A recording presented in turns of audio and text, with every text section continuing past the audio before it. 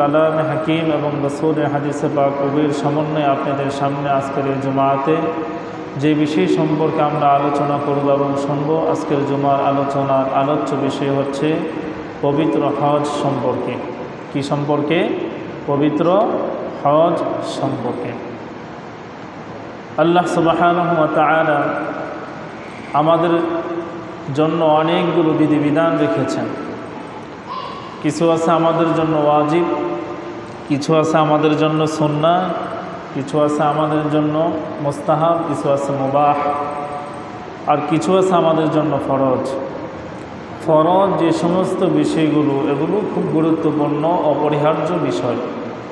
যে বিষয়গুলোর প্রতি আপনার আমার সামান্যতম কোনো ধরনের সন্দিহান থাকলে আপনার আমার ঈমান চলে যাবে, এমন বিষয়গুলোর মাঝে উল্লেখযোগ্য অপরিহার্য একটি বিষয় হচ্ছে পবিত্র হজ। এই হজ এটা কোনো সাধারণ বিষয় নয়, খুবই গুরুত্বপূর্ণ একটি বিষয়, যাকে আমরা খেলায় খেলায় অনেক সময় অনেকভাবেই এটাকে আমরা পরিত্যাগ করে চলি। এই হজ এটাকে আমরা হেলায় খেলায় যদি এইভাবে আমরা পরিত্যাগ করে চলি, আমাদের উপর হজটা ফরজ হয়ে থাকে। হজ ফরজ হওয়া সত্ত্বেও যদি আমরা তা না করি, তাহলে আল্লাহ সুবহানাহু ওয়া তাআলা আপনাকে আমাকে কিসের সংবাদ দিচ্ছেন? আর যদি যথাযথ সময়ে যখনই আল্লাহ সুবহানাহু ওয়া তাআলা হজ আপনার আমার উপর ফরজ করে দিয়েছেন, ফরজ হয়েছে, যদি যথাসময়ে আমরা সেই উদ্দেশ্যে রওনা দেই, তাও আল্লাহ তাআলা আপনাকে আমাকে কী দান করবেন? কোরআন ও হাদিসের আলোকে কথাগুলো যদি আমরা দিলের কান দিয়ে শুনি, আশা করি শ্রোতা বক্তা উপকৃত হবে ইনশাআল্লাহ। এজন্য আমরা দিলের কান দিয়ে কথাগুলো শোনার জন্য চেষ্টা করব। সম্মানিত মুসলিম ভাইয়েরা, আল্লাহ সুবহানাহু ওয়া তাআলা আমাদের জন্য যে হজ ফরজ করেছেন, হজের পটভূমি প্রথমত আল্লাহ সুবহানাহু ওয়া তাআলা যখন এই পৃথিবী সৃষ্টি করেছেন, তখনই কিন্তু আল্লাহ তাআলা এই পৃথিবীতে মহান একটি ঘর বানাইবেন, তা আগে নির্ধারণ করে নিয়েছেন। এই ঘরের তাওয়াফ, এই ঘরের জিয়ারত শুরু হয়েছিল হযরত আদম আলাইহিস সালাম থেকে। হতে হতে হতে হতে আপনার আমার নবী মুহাম্মদুর রাসূলুল্লাহ সাল্লাল্লাহু আলাইহি ওয়াসাল্লাম পর্যন্ত এসেছে। আজও অবধি বর্তমান সময়ে আমাদের সামনে কি বিদ্যমান। কিন্তু আদম আলাইহিস সালামের পরে নূহ আলাইহিস সালামের যুগে প্লাবন হওয়ার কারণে আল্লাহ তাআলার সেই ঘরের সম্পূর্ণ নিশানা নিশ্চিহ্ন হয়ে গিয়েছিল। যখন প্লাবন শেষ হলো, আল্লাহ সুবহানাহু ওয়া তাআলা হযরত জিবরাইল আলাইহিস সালামকে বললেন, তুমি আমার এই ঘরের নিশানা আমার নবী হযরত ইব্রাহিম আলাইহিস সালামকে দেখিয়ে দাও। ইব্রাহিম আলাইহিস সালামকে দেখানোর পরে আল্লাহ তাআলা ইব্রাহিম আলাইহিস সালামকে আদেশ করলেন, ওগো আমার খলিল, আপনি আমার এই ঘরকে দ্বিতীয়বার আবার নির্মাণ করুন। হযরত ইব্রাহিম আলাইহিস সালাম আল্লাহ তাআলার সেই ঘর নির্মাণ করা শুরু করলেন। যখন উনি ঘর নির্মাণ কাজ শেষ করলেন, তখন ওনাকে আল্লাহ পাক রব্বুল আলামিন বললেন, ওগো আমার পয়গম্বর, আপনি মানুষের কাছে এই ঘোষণা দিয়ে দেন, মানুষ যাতে আমার ঘরে এসে পায়ে হেঁটে দুর্বল পুষ্টির উপর আরোহণ করে আমার ঘর জিয়ারতের জন্য তারা আসে। হযরত ইব্রাহিম আলাইহিস সালাম বললেন, ওগো মাবুদ, আপনি যে আমাকে বললেন ঘোষণা দেওয়ার জন্য, এই জনমানবহীন শূন্য প্রান্তরে আমি কার কাছে ঘোষণা দিব? কোথাও কোনো মানুষ আমি দেখতে পাচ্ছি না। আল্লাহ সুবহানাহু ওয়া তাআলা বললেন, ওগো পয়গম্বর, তোমাকে আমি হুকুম দিয়েছি ঘোষণা দেওয়ার জন্য, তুমি শুধু ঘোষণা দিয়ে দাও, আর তার আওয়াজ মানুষের কর্ণগহ্বরে পৌঁছে দেওয়ার দায়িত্ব হলো আমার। ইব্রাহিম আলাইহিস সালাম তখন পাহাড়ের চূড়ায় উঠলেন, উঠে তিনি আওয়াজ দিলেন, আল্লাহর ঘর আল্লাহ তাআলা নির্মাণ কাজ শেষ করেছেন এবং তোমাদেরকে এই ঘরের জিয়ারতের জন্য দাওয়াত দিয়েছেন, তোমাদের উপরে জিয়ারত করা ফরজ, অতএব তোমরা এই ঘরের জিয়ারতের জন্য রওনা দাও। হাদিস শরীফে এসেছে, রাসূলুল্লাহ সাল্লাল্লাহু আলাইহি ওয়াসাল্লাম বলেন, হযরত ইব্রাহিম আলাইহিস সালাম যখন এই ঘোষণাটা দিয়েছিলেন, তখন আলমে আরওয়াহ, যারা রূহের জগতে ছিলেন, যারা মায়ের পেটে ছিলেন, যারা এই পৃথিবীতে জীবদ্দশা অবস্থায় তখন ছিলেন, 3 শ্রেণীর মানুষই তখন আওয়াজটা শোনার পরে যে যতবার বলেছিল লাব্বাইক, সে ততবারই আল্লাহর ঘরের তাওয়াফ জিয়ারত করবে। সুবহানাল্লাহ। এমনও আল্লাহর বান্দা এখানে আমাদের আছেন 10 বার 12 বার 15 বার হয়ে গেছে। কৌতূহল জিজ্ঞেস করতে মন চায় অনেক সময়, আপনি কতবার জানি লাব্বাইক দিয়েছেন? আর আমরা হয়তো কেউ একবার, কেউ দুইবার গেছি, আমাদের ডাকটা কি কম হয়েছে নাকি? আল্লাহ মানলেই ভালো জানেন। তাহলে আল্লাহ পাক রব্বুল আলামিনের নবী যখন এই ঘোষণা দিলেন, এই ঘোষণা শোনার পরে যে যেখান থেকে যতবার লাব্বাইক বলছে সে ততবারই আল্লাহর ঘরের তাওয়াফ করবে। সুবহানাল্লাহ। এটা একটা বড় সৌভাগ্যবান ব্যক্তির কাজ, সকলের পক্ষে সম্ভব না। অর্থ হলেই যে হজ করা যায় এটা কিন্তু আসলে সঠিক কথা না। অনেক মানুষের অনেক অর্থ আছে, আল্লাহ কবুল তাকে করেন নাই, সে যেতে পারে না। অনেকের অর্থ নয়, আল্লাহ কবুল করছেন, বিনা অর্থে আল্লাহ তার ঘরের মেহমান বানিয়ে নিছেন। এজন্য অর্থ হলেই যেতে হবে, অর্থ হলেই আমি যাব, এছাড়া নিয়ত করা যাবে না, প্রস্তুতি নেওয়া যাবে না। এটা আসলে জ্ঞানী বুদ্ধিমান মানুষের কাজ হতে পারে না। আমরা যারা মুসলিম, আমাদের প্রত্যেকেরই মনে আকুতি, আমাদের প্রত্যেকের মনে আশা, এই ভরসা আছে আল্লাহর ঘর আমি অবশ্যই দেখব। আল্লাহ তুমি আমার জীবনে কোনো আশা পূরণ করো আর নাই করো, তোমার ঘর আমাকে দেখিয়ে দাও। আল্লাহ তোমার ঘরের পাশে আমাকে নিয়ে যাও। যে চোখ খোদার ঘরে দেখলো না, ওই চোখ তো কোনো চোখই হলো না। যে জবান রসুলের রওজার পাশে দাঁড়িয়ে সালামই দিতে পারলো না, সে জবান তো জবানেই না। যে পা আল্লাহ তাআলার পবিত্র ভূমিতে কদম ফেলতে পারলো না, সে পাও তো পায়ে হতে পারে না। যে দৃষ্টি রাসূলুল্লাহ সাল্লাল্লাহু আলাইহি ওয়াসাল্লামের অক্লান্ত পরিশ্রমে রক্ত ঝর্জিত যে জমিন, সেই জমিনে ইসলামের কায়েমার দায়েম করলেন, প্রতিষ্ঠা করলেন দিন, যার জন্য রসুল নিজের জীবন পর্যন্ত বাজি রাখলেন।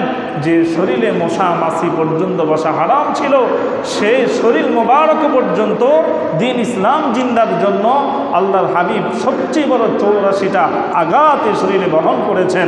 তাহলে সে নবীকে সেখানে গিয়ে যদি সালাম দেওয়া হয়, স্বয়ং আল্লাহর হাবিব রওজা মোবারক থেকে সালামের উত্তর দেয়, ওয়া আলাইকুমুস সালাম ওয়া রাহমাতুল্লাহ। সুবহানাল্লাহ। সে নবী রওজার পাশে যেতে কার মনে চায় না? সে আল্লাহর ঘর দেখতে কার মনে চায় না? এজন্য আল্লাহ পাক রব্বুল আলামিন আপনার আমার জন্য সেই ঘর জিয়ারত করা ফরজ করছেন। এই আল্লাহ তাআলার এই ঘর জিয়ারত করা কখন থেকে ফরজ হয়েছিল? নবম হিজরিতে। কত হিজরিতে? নবম হিজরিতে। রাসূলুল্লাহ সাল্লাল্লাহু আলাইহি ওয়াসাল্লাম দিন ধর্মের বিভিন্ন কাজের ব্যস্ততার কারণে সেই বছর নিজে হজে যেতে পারেন নাই। হযরত আবু বকর সিদ্দিক রাদিয়াল্লাহু তাআলা আনহুকে আমির বানায়া হজের কাফেলা পাঠিয়ে দিলেন। পরবর্তী বছর রাসূল সাল্লাল্লাহু আলাইহি ওয়াসাল্লাম সমস্ত সাহাবায়ে কেরামকে নিয়ে হজে রওনা দিলেন, হজ পালন করলেন। এবং এটিই ছিল রসুলের জীবনের সর্বশেষ হজ, এবং এটি রসুলের বিদায় হজের ভাষণ ছিল। জীবনের সর্বশেষ হজ করলেন, বিদায়ী ভাষণ রসুল সেদিন দিয়ে আসলেন। আমার ভাইয়েরা, রসুল সাল্লাল্লাহু আলাইহি ওয়াসাল্লাম আমাদেরকে এই হজ কিভাবে করতে হবে সে নিয়ম পন্থা আমাদেরকে শিখাবেন। এর আগে আমরা হজের শাব্দিক অর্থ হচ্ছে কল্পনা করা, হজের শাব্দিক অর্থ হচ্ছে ইচ্ছা করা। শরীয়তের পরিভাষায় হজ বলা হয় নির্দিষ্ট মাসে, নির্দিষ্ট দিনে, নির্দিষ্ট সময়ে, নির্দিষ্ট স্থানে শরীয়তের নিয়ম পন্থা অনুযায়ী তার সকল বিধিবিধান আঞ্জাম দেওয়াকেই হজ বলে। এটা হলো শরীয়তের কি পরিভাষা। এখন হজ ফরজ কাদের জন্য? আল্লাহ পাক রব্বুল আলামিন কোরআনুল কারীম দিয়ে তার বিধান বলছেন। একটা জিনিস মনে রাখতে হবে আমাদের সকলকে সব সময়, ফরজ যত বিধান আছে, ফরজ কোনো বিধান হাদিস দিয়ে আল্লাহ তাআলা ঘোষণা করেন না। ফরজ বিধানগুলোকে প্রথমত আল্লাহ কোরআনের আয়াত দিয়ে কি করেন? ঘোষণা করেন। পরবর্তীতে এটা যে গুরুত্বপূর্ণ ফরজ তা মজবুতের জন্য একাধিক হাদিসে মাশহুর, হাদিসে মুতাওয়াতির রসুল বলেন। যার কারণে আল্লাহর কথা তো এমনিই সত্য মজবুত, রসুল যখন আরও গুরুত্বপূর্ণ হাদিস দিয়ে এটাকে আরও কঠোরভাবে বলেন, জিনিসটা আরও মজবুত হয়ে যায়। এজন্য প্রথমত ফরজ বিষয়গুলোকে আল্লাহ সুবহানাহু ওয়া তাআলা প্রথম কোরআনুল কারীম দিয়ে প্রমাণ করেন। যেমন আল্লাহ তাআলা বলতেছেন, ওয়ালিল্লাহি আলান নাসি হিজ্জুল বাইতি মান ইসতাতা ইলাইহি সাবিলা ওয়া মান কাফারা ফাইন্নাল্লাহা গানিয়্যুন আনিল আলামিন। মানুষের মধ্যে যারা সেখানে যাওয়ার সামর্থ্য রাখে, অর্থাৎ আল্লাহর ঘর কাবা পর্যন্ত যাওয়ার সামর্থ্য রাখে, ওই মানুষগুলো আল্লাহ তাআলার উদ্দেশ্যে ওই গৃহে হজ করা তাদের জন্য আবশ্যক ফরজ।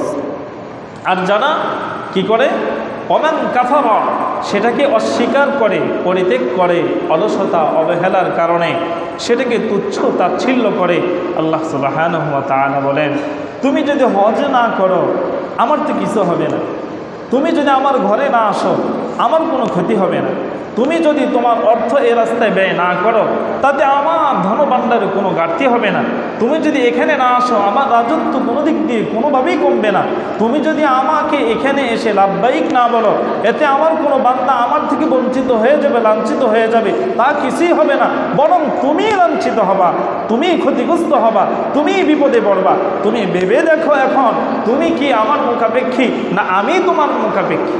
আল্লাহ তাআলা বলতেছে আমি কারো মুখাপেক্ষী নয়, বরং তোমরাই আমার কি মুখাপেক্ষী। সুবহানাল্লাহ। আর কি সুন্দরভাবে খোদা আমাদেরকে বলতে পারে। অতএব তুমি এখন ভেবে দেখো আমার এই বিধান তুমি পালন করবে কি না। এখন রাসূলুল্লাহ সাল্লাল্লাহু আলাইহি ওয়াসাল্লাম আমাদেরকে হাদিস দিয়ে বলবেন যে হজ এটা আমাদের উপর যখন ফরজ হয় তখনই কি আমাদের করা উচিত নাকি তার কাল বিলম্ব করে করা উচিত? রাসূল সাল্লাল্লাহু আলাইহি ওয়াসাল্লাম বলেন ইন্নাল্লাহা ক্বাদ ফারাদা আলাইকুমুল হাজ্জা ফাহাজ্জু। আল্লাহর হাবিব বলেন আল্লাহ তাআলা যাদের উপর হজ ফরজ করেছেন যখনই তাদের উপর হজ ফরজ হয়ে গিয়েছে ওই সময়ের মধ্যে হজ পালন করেই হলো তাদের জন্য ফরজ। সুবহানাল্লাহ। ফাহাজ্জু এখানে একটা শব্দ আনছেন যার অর্থ হলো আল্লাহ রসুল অপর একটা অংশ বলেন তাআজ্জালু আজ্জালু, অর্থাৎ তাড়াতাড়ি করো। কি করো? তাড়াতাড়ি করো। আমরা করি কি যখন আমাদের উপর হজে যাওয়া পরিমাণ অর্থ সামর্থ্য নেশাব আমাদের হয়ে যায় তখন আমরা বলি এবছর যাব না, পরের বছর যাব, পরের বছর যখন আসে এবছর যাব না, পরের বছর যাব, এরকম করতে করতে দেখা যায় এরপরে বলে আমার মেয়েটা বড় হয়ে গেছে, মেয়েটাকে বিবাহ শাদী দিতে হবে, এরপরে বলে আহারে ছেলেটা তো উপযুক্ত হয়ে গেছে, ছেলেটাকে বিবাহ শাদী দিতে হবে, তারপরে বলে আহা এখন তো সংসার বড় হয়েছে আমার ব্যবসাটা তো দুর্বল হয়ে যাবে, আরেকটা বছর ব্যবসাটাকে একটু উন্নত করি, ছেলেটাকে ব্যবসা বাণিজ্য একটু বুঝিয়ে দিই, তারপরে তাকে ব্যবসা প্রতিষ্ঠানে বসাবো আর আমি রিল্যাক্সে সেখানে কি খোদার ইবাদত মার দেখে করবো। কিন্তু দেখা গেছে ঘটনাক্রমে পরের বছর উনি দুনিয়া থেকে বিদায় নিচ্ছে।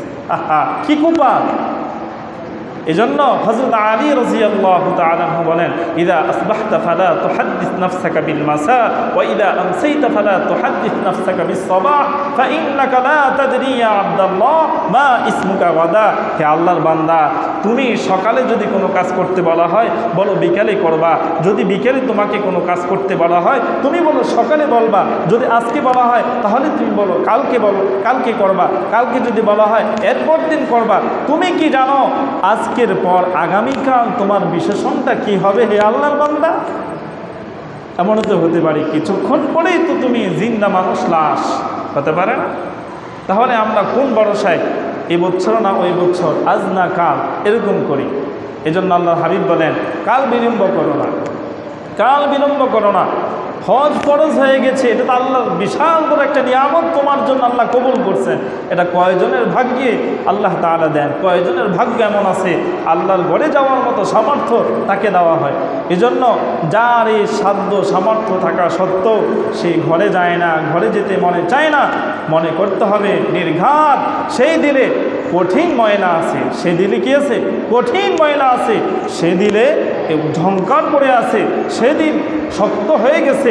যে দিলে কিছু ঝংকার পরিষ্কার পরিচ্ছন্ন হওয়ার জন্য কিছু আমলের প্রয়োজন, অন্তরকে নরম করার জন্য কিছু আমলের প্রয়োজন, অন্তরটাকে পরিশুদ্ধি করার জন্য রসুলের কিছু আমলের প্রয়োজন, যেগুলো ব্যবহার করলে পরে হয়তো আপনার ঝং দূর হবে, দিল নরম হবে, আর সে দিলে আল্লাহর ঘরের প্রেম ভালোবাসা জন্মাবে। আর একদিন দেখবেন অটোমেটিক কেউ আপনাকে বলতে হবে না, আপনিই বলবেন আর কিছু থাক আর যাক, আর কিছু আমার হোক বা না হোক, আমাকে খোদার ঘরে যেতেই হবে, কোনো বাধা আমাকে আর রাখতে পারবে না, আমি চলেই যাব আল্লাহর ঘরে। বলেন আমিন। আল্লাহ সবাইকে কবুল করেন, বলেন আমিন। এখন রাসূলুল্লাহ সাল্লাল্লাহু আলাইহি ওয়াসাল্লাম বলেন ইসলামের ভিত্তি হলো 5টি জিনিসের উপর। কয়টি জিনিসের উপর? 5টি জিনিসের উপর। قال رسول الله صلى الله عليه وسلم বুনিয়াল ইসলামু খামসিন শাহাদাতি আল্লা ইলাহা ইল্লাল্লাহ ওয়া আন্না মুহাম্মাদার রাসূলুল্লাহ ওয়া ইকামিস সালাহ ওয়া ইতাইজ যাকাত ওয়াল হজ্জি ওয়াস সাওমি রমাদান। আল্লাহর হাবিব বলেন ইসলামের ভিত্তি হলো 5টি জিনিসের উপর। 1 নম্বর হলো লা ইলাহা ইল্লাল্লাহ মুহাম্মাদুর রাসূলুল্লাহ, তোমার একজন মালিক, তিনি হলেন আল্লাহ, তিনি ছাড়া আর কোনো মাবুদ নাই, কোনো মালিক নাই। আর তোমার নবী মুহাম্মদুর রাসূলুল্লাহ সাল্লাল্লাহু আলাইহি ওয়াসাল্লাম, এই দুইজনের উপর ঈমান আনা, বিশ্বাস করা। নাম্বার 2 হলো নামাজ কায়েম করা, তারপর হলো যাকাত দেওয়া, তারপর হলো হজ করা, তারপর হলো রমজান মাসের রোজা রাখা। এর মাঝে একটা ফরজ বিধান হজ। একটা বিধান কি? হজ। নামাজ পড়া যেমন ফরজ, হজ করা তেমন ফরজ। যাকাত দেওয়া যেমন ফরজ, হজ করা তেমন ফরজ। আল্লাহর উপর ঈমান রাখা, ঈমান আনা যেমন ফরজ, হজ করা তেমন ফরজ। নবী মুহাম্মদ সাল্লাল্লাহু আলাইহি ওয়াসাল্লামের উপর ঈমান আনা, ঈমান রাখা, রসুলকে বিশ্বাস করা, রসুলের সুন্নত মানা যেমন আপনার আমার জন্য ফরজ, ঠিক তেমনি আল্লাহর ঘরের জিয়ারত করো তেমন ফরজ। তাহলে এখন বোঝার বিষয়, কারো উপর হজ ফরজ হয়েছে, সে কিন্তু হজ করে না, কিন্তু নামাজ পড়ে, যাকাত দেয়, দান সদকা করে, পর্দা করে, হালাল খায়, মাশাআল্লাহ, সব ঠিক আছে। কি আছে? সব ঠিক আছে, কিন্তু কি করে না? হজ করে না। তা বোঝার জন্য একটা উদাহরণ দেই। একটা তাঁবু যদি আমরা প্রতিষ্ঠিত করতে যাই, তাঁবুর জন্য খুঁটি প্রয়োজন কয়টি? 5টি। কয়টি? 5টি খুঁটির প্রয়োজন। এই ধরেন 2টা পিলার, এখানে 2টা পিলার, এই 4টা পিলারের উপরে আমি 4 কর্নারে একটা কাপড় বাঁধাই করলাম। 4 কর্নার বাঁধাই করার পরে মাঝখানটা কি আপনার ঝুলে থাকে নাকি উপরে উঠে থাকে? ঝুলে থাকে না উপরে উঠে থাকে? এখন এই যে ঝুলান্ত জিনিসটা আছে, এটারে যদি আমি উপরে উঠাইতে হয়, মাঝখানে কিছু দেওয়া লাগবে কিনা? বলেন, লাগবে কিনা? এখানে আরেকটা খুঁটি দিতে হবে। এটা কয় নাম্বার? 5 নাম্বার। এই খুঁটিটা যতক্ষণ না পর্যন্ত আমি না দিব, ততক্ষণ পর্যন্ত পরিপূর্ণ তাঁবু প্রতিষ্ঠিত হবে না। 5 নাম্বার খুঁটিটা যতক্ষণ না পর্যন্ত দেওয়া হবে, তাঁবু যেমন পরিপূর্ণ প্রতিষ্ঠিত হবে না। আপনি আমি ইসলাম ধর্মের 5টি ভিত্তির উপর আপনার আমার জীবন যাপন চলছে, 4টা মানে একটা মানে না, তাঁবু যেমন প্রতিষ্ঠিত হবে না, আপনার আমার ঈমান আমলও তেমন প্রতিষ্ঠিত হবে না। যেমন কাপড় ঝুলে মাটির সাথে ধসে আসে, আপনার ঈমান আর আমলগুলো মাটির সাথে মিশে যাবে যদি আপনি বাকি 4টা যেভাবে করেন অপর একটাকেও ঠিক সেইভাবে আপনি পালন না করেন। তাহলে বোঝা গেল 5টা বিধান আল্লাহর ফরজ, এটা কোনোটা থেকে কোনোটা কি না, কম না, সবগুলো আল্লাহর কাছে দামি, সবগুলা কি আল্লাহর কাছে দামি। এজন্য আল্লাহর এই বিধান, এই হক, এই ফরজ বিষয় কোনোভাবেই অলসতা অবহেলা করে যাদের উপর ফরজ হয়েছে তারা যদি সেটা লঙ্ঘন করে, তাদের জন্য কি সতর্ক বার্তা আমাদের নবী মুহাম্মদুর রাসূলুল্লাহ সাল্লাল্লাহু আলাইহি ওয়াসাল্লাম দিয়েছেন, তা আমাদের শোনা দরকার। তা আমাদের কি দরকার? শোনা দরকার। রাসূল সাল্লাল্লাহু আলাইহি ওয়াসাল্লাম বলেন, তাআজ্জালু ইলাল হাজ্জি ফাইন্না আহাদাকুম লা ইয়াদরি মা ইয়ারিদু লাহু। যখন হজ তোমাদের উপর ফরজ হয়ে গিয়েছে, তাড়াতাড়ি তোমরা হজ আদায় করে নাও। যদি তোমরা হজকে শেষ মুহূর্তে আদায় না করো, তাহলে তোমাদের জন্য রাসূল আরেকটা হাদিস বলতেছেন, ও আমার উম্মত, তুমি হজ না করে যদি মারা যাও, তুমি ইহুদি হয়ে মারা যাও, নাসারা হয়ে মারা যাও, এতে আমি নবীর কোনো আফসোস নাই, নাউযুবিল্লাহ। রাসূল কি বললেন? তুমি ইহুদি হয়ে অথবা নাসারা হয়ে যদি মারা যাও, আমি নবীর কোনো কি নাই, আফসোস নাই। তার মানে হলো যে ব্যক্তি আল্লাহর বিধান ফরজ এই জিনিসটাকে নষ্ট করবে, পালন করবে না, তার মৃত্যু হবে বেঈমান অবস্থায়, নাউযুবিল্লাহ। আল্লাহ তাআলা আমাদেরকে হেফাজত করে বলেন আমিন। চিন্তা করছেন আপনি আমি সামান্য অর্থ বাঁচানোর জন্য এই বছর ওই বছর করতে করতে শেষ, কিন্তু মৃত্যুটা হলো কি বেঈমান। তাহলে এই দুনিয়ার অর্থ করি, এটা আমাকে পরকালে কি পার করবে? করবে তো না।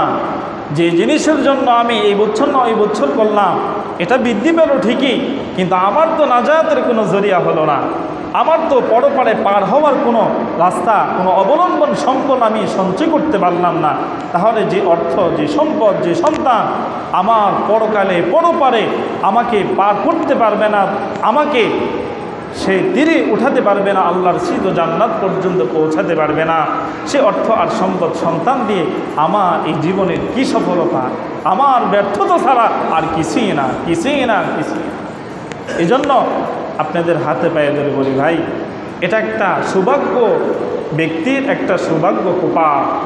সবার ভাগ্যে জোটে না আল্লাহর ঘরে যাওয়া, সবার ভাগ্যে নসিব হয় না আল্লাহর ঘরের মেহমান হওয়া, সকলের নসিব হয় না সেখানে আল্লাহর ঘরের জিয়ারত করা, সকলের নসিব হয় না রসুলের রওজার পাশে গিয়ে সালাম দেওয়া, সকলের নসিব হয় না রিয়াজুল জান্নাহ দাঁড়িয়ে নামাজ পড়া, কান্নাকাটি করা, আল্লাহর কাছে প্রার্থনা করা।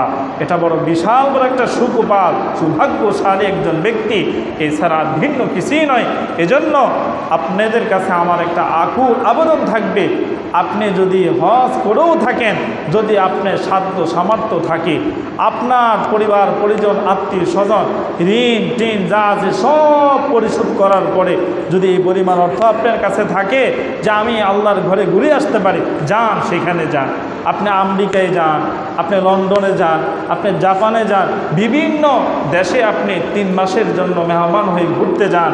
আপনি ওই সময়টা ওখানে না কাটিয়ে যদি আল্লাহর ঘরের মেহমান হয়ে সেখানে কাটাতে যান, সময়টা কত দামি হবে, আপনি কত দামি হবেন, সফরটা কত দামি হবে। এই সফরে আপনাকে নাজাতে দিয়ে দিবে, আর এই সফরটি আপনার জান্নাতের কারণ হয়ে দাঁড়াবে। সুবহানাল্লাহ, এটি দরকার। ওখানে গেলে কি না দেখা যায়, ওখানে গেলে কি না পাওয়া যায়, ওখানে গিয়ে আল্লাহকে ডাকলে আল্লাহ কি না শুনে, আল্লাহ সব শুনে। এমন পাষণ্ড হৃদয় নাই আল্লাহর ঘরের কাছে গেছে তার দিল নরম হয় নাই, এমন কোনো চক্ষু নাই আল্লাহর ঘরের সামনে যাওয়ার পরে চোখের পানি ঝরে নাই, এমন কোনো চক্ষু নেই, এমন কোনো দিল নেই, এমন কোনো দিল নাই। বড্ড বড় কঠিন অন্তর ছিল, কোনোদিন তার মায়া এই দিলে ছিল না, কিন্তু সেখানে যাওয়ার পরে খোদাই কুদরতিভাবে এই দিলের মাঝে কি মায়া, মহব্বত, ভালোবাসা আল্লাহ তাআলা পয়দা করে দেয়, একমাত্র রব্বি কারিমই ভালো জানে, আর কেউ জানে না। সেখানে গেলে দেখবেন মানুষের ব্যবহার, মানুষের আখলাক, মানুষের চরিত্র, মানুষের কথা, মানুষের চলা, মানুষের খাওয়া, একে অপরকে সহযোগিতা করা, কি অদ্ভুত আচরণ হয়ে যায়। এই মানুষটা মনে হয় আরে কি ছিল, কি হয়ে গেল।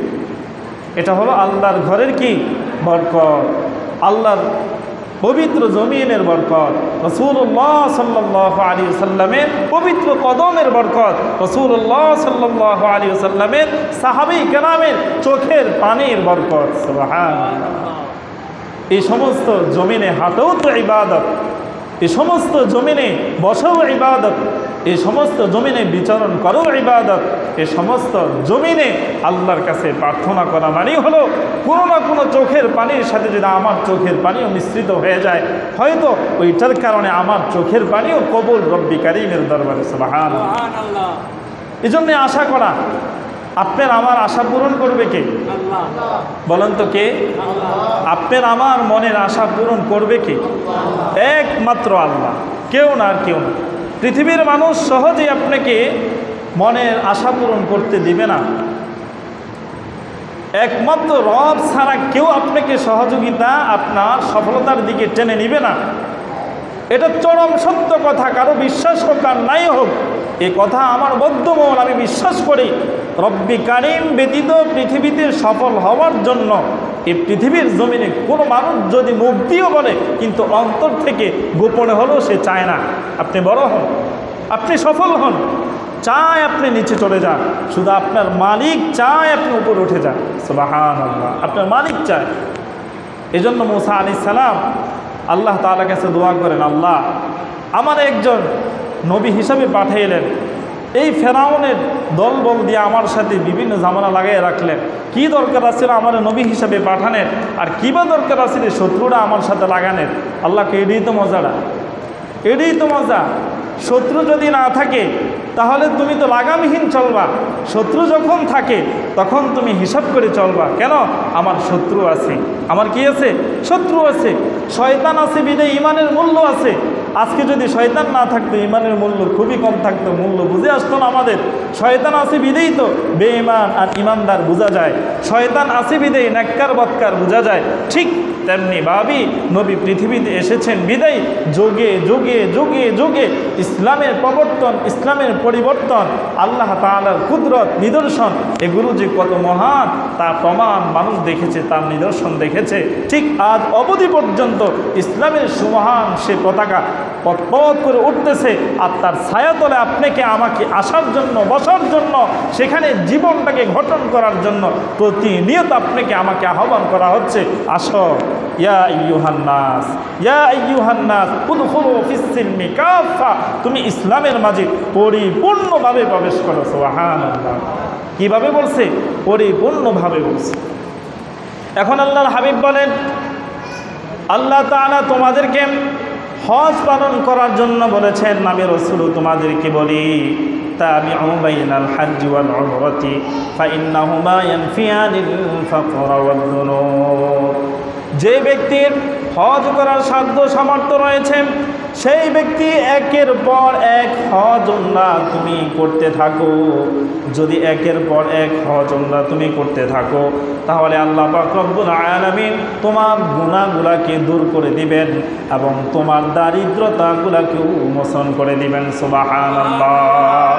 আল্লাহর হাবিব বলেন, যে ব্যক্তি হজে যাওয়ার পরে আল্লাহর ঘর কাবার যে দরজা রয়েছে, দরজার মাঝে একটা চৌকাঠ আছে, সেই চৌকাঠটা ধরে আল্লাহর কাছে কান্নাকাটি করতে পারবে, ওই হাজি কোনোদিন গরিব হবে না। সুবহানাল্লাহ। এজন্য যারা হজে গিয়েছেন অনেকে মনে করছেন অযথা মানুষগুলো দরজার মাঝে কি ভিড়াভিড়ি করছে, মানুষগুলো দরজা ধরে ক্রন্দন করছে। অনেকে আছে হজের আসওয়াদ নিয়ে ব্যস্ত থাকে, অনেকে আছে আল্লাহর ঘরের দরজার চৌকাঠ নিয়ে ব্যস্ত থাকে। আমি যাওয়ার পরে আমাদের মসজিদের সেক্রেটারি সাহেব হঠাৎ করে আমাদের বলতেছে, হুজুর এখানে তো দোয়া কবুল হয়, এটা আপনি জানেননি? আমি হ্যাঁ জানি, কিন্তু আমার মাথায় নেই। তখন তাড়াহুড়া করে সেখানে ঢুকলাম, ঢুকার পরে আল্লাহর ঘরের সে চৌকাঠ ধরতে প্রায় আধা ঘন্টা সময় লাগছে ঠেলাঠেলি করে। মানে যে সেখানে দাঁড়ায় সহজে সেখান থেকে নামে, সহজে সেখান থেকে সরে না। আর কি কান্না, আহা আল্লাহ, এত চোখের পানি কিভাবে ঝরায়। যদি বিশ্বাস করেন, একটা মহিলা দাঁড়াইছে, এই মহিলার মুনাজাত পরে 1 ঘন্টা ছিল। এই মহিলার পিছনে আমি দাঁড়ানো, এই মহিলা সরলে পর আমি সেখানে দাঁড়াবো। এক পর্যায়ে মহিলাকে বললাম, বোন আপনি যদি একটু সরতেন আমার একটু সুযোগ হতো। তখন এই মহিলা মোনাজাতকে সংক্ষিপ্ত করে সে নেমে গেল। সংক্ষিপ্ত মোনাজাত পৌনে 1 ঘন্টা। এরপর মনে হয় সেই মহিলার মনের তৃপ্তি মিটে নাই। তাহলে সেখানে যারা যায় তারা তো এমন মন নিয়ে যায়, আল্লাহর ঘর সে চৌকাঠ ধরে কান্নাকাটি করা, আল্লাহর কাছে চাওয়া, ইনশাআল্লাহ সবাই ফিরিয়ে দিবে, কিন্তু আল্লাহ ফিরাবে না। সবার দরজা থেকে হয়তো খালি হাতে ফিরবেন, কিন্তু আল্লাহর ঘরের দরজা থেকে কখনো খালি হাতে ফিরবেন না। হয়তো আজ না হয় কাল, আজ অথবা কাল আপনার একদিন না একদিন অবশ্যই মনের সে আশাটা আল্লাহ পূরণ করেই দিবে, তাতে কোনো কি নাই, সন্দেহ নাই। এজন্য রাসূল সাল্লাল্লাহু আলাইহি ওয়াসাল্লাম বলেন, যদি কেউ এই হজ করতে যায়, এ হজ করে, তাহলে কি হয় তোমরা কি জানো? যদি কোনো ব্যক্তি পরিপূর্ণভাবে হজের কাজগুলো আঞ্জাম দিয়ে যখন সে বাড়ির দিকে ফিরে, আল্লাহ সুবহানাহু ওয়া তাআলা তাকে এমন পুতু পবিত্র বানায় দেয়, কেমন বলা হয় সবেমাত্র মায়ের গর্ভে থেকে একটা সন্তান এই পৃথিবীতে জন্ম নিয়ে আসছে, ওই সন্তানের যেমন আমল নামায় কোনো গুনাহ নাই, ঠিক একটা মানুষ যখন হজ করে তার নিজস্ব জন্মভূমির দিকে রওনা দেয়, আল্লাহ তাআলা নবজাতক শিশুর মতো ওই মানুষটাকে নিষ্পাপ বানাইয়া দেশে ফিরিয়ে দেন। সুবহানাল্লাহ। তাহলে এখন এই হজ তো আপনি নবজাতক শিশুর মতো পাপ থেকে পুত্র পবিত্র তখন হবেন যদি আপনার কামাই হালাল হয়, যদি মানুষের ঋণ থেকে আপনি মুক্ত হন, যদি মানুষের হক আপনি মেরে না খেয়ে থাকেন। আপনি হজ করেন প্রত্যেক বছরে, কিন্তু দোকানপাটে হাজার হাজার টাকা পাওনা, এটা দেওয়ার ক্ষেত্রে আপনার কোনো মাথা ব্যথা নেই। অনেক শ্রমিক অনেক টাকা আপনার কাছে পাওনা ঋণ দেয়, আপনি এগুলো দেওয়ার ক্ষেত্রে কোনো আপনার মাথা ব্যথা নেই। আপনার বোন আছে, আপনার কাছ থেকে হক পাওনা, বোনের হক আপনি আদায় করেন না, ভাইয়ের হক আপনি আদায় করেন না, বোনের হক দেন না, ভাইয়ের হক দেন না, আপনার ঋণকে আপনি আদায় করেন, এগুলো না দিয়ে তারপর আপনি হজে যান, এ হজ করা না করা একদম সমান সমান, একদম কি সমান সমান। এ হজ করে আপনার 4 আনার কোনো মূল্য হবে না। আপনি আগে ঋণ থেকে মুক্ত হতে হবে। রাসূল সাল্লাল্লাহু আলাইহি সাল্লামের যুগে এক সাহাবী মারা গেছে, যাওয়ার পরে অন্য সাহাবী কেরাম রসুলের কাছে গিয়ে বলতেছেন, ইয়া রাসূলুল্লাহ, আপনার এক সাহাবী মারা গেছেন। আল্লাহর হাবিব বললেন, তার কি ঋণ আছে? তখন ওই সাহাবী বললেন, ইয়া রাসূলুল্লাহ, হ্যাঁ তার ঋণ আছে। তখন আল্লাহর হাবিব বললেন, আমি তার জানাজা পড়াবো। একটু চিন্তা করেন, আল্লাহর হাবিব বলছেন তার ঋণ আছে কিনা, সাহাবী উত্তরে বললেন হ্যাঁ ঋণ আছে। আল্লাহর হাবিব বলছেন আমি তার জানাজা পড়াবো। ওই সাহাবী বাড়িতে ফেরত আসছে, তার বিবির সাথে কথাবার্তা বলে চিন্তা করছে তার যে সহায় সম্বল আছে সব বিক্রি করলো, তার ঋণ আদায় করা কি হবে না, সম্ভব হবে না। তখন সে চিন্তা করলো, আল্লাহর হাবিব যে ব্যক্তির জানাজা পড়বে না, তার এই জীবনটা কতটা ব্যর্থ, তার এই মৃত্যুটা কতটা পরজগতে যায় জাহান্নামের একটা কারণ হতে পারে। ঋণ থেকে যদি আমি তাকে মুক্ত করতে পারি, রসুলের জানাজাও তার হবে, জান্নাতে যাওয়াও তার ভাগ্যে জুটবে। তখন ওই সাহাবী আল্লাহ রসুলের কাছে গিয়ে বলতেছেন, ইয়া রাসূলুল্লাহ, ইয়া হাবিব আল্লাহ, আমার এই ভাইয়ের সম্পূর্ণ ঋণের বোঝা আমি বহন করলাম, আমি তার সম্পূর্ণ ঋণ আদায় করব, আপনি তার জানাজা পড়ান। সুবহানাল্লাহ। তখন আল্লাহর হাবিব গিয়ে তার জানাজা আদায় করলেন। তাহলে চিন্তা করেন ঋণ কত মারাত্মক জিনিস। আপনি ঋণ দেন না, আপনি হজ করেন। আপনাকে তো বলা হয়েছে আপনার স্ত্রী, সন্তান, আপনার নিজের বরণ পোষণ, খাদ্য, বাসস্থান সব ঋণ টিন দেওয়ার পরে যদি মক্কা আসা আর যাওয়ার খরচ আপনার কাছে এই পরিমাণ থাকে, তাহলে আপনার উপর হজ ফরজ, আর না হয় নাই। তাহলে ঋণ দেওয়া হজের চাইতে বড় কি ফরজ? কুরবানি দেওয়ার চাইতে বড় ওয়াজিব হলো কি ঋণ দেওয়া। আমরা আগে কুরবানি দিই, পরে ঋণের চিন্তা করি। আমরা আগে হজে যাই, পরে মানুষের ঋণ দেওয়ার চিন্তা করি না। আগে ঋণ, পরে হজ, আগে ঋণ, পরে কুরবানি। বুঝতে পারছি? তো এই জন্য আমরা অনেকেই মনে করি হজ করলে তো আল্লাহ মাফ করেই দেয়। আল্লাহ মাফ করবে, ঠিক আছে, কাকে করবে? এক ব্যক্তি 40 বার হজ করছে। কয়বার? 40 বার হজ করছে। তো 40 বার হজ করার পরে 41তম আবার নিয়ত করছে, আবারও সে হজে যাবে। 41তম বারও সে হজে গেছে।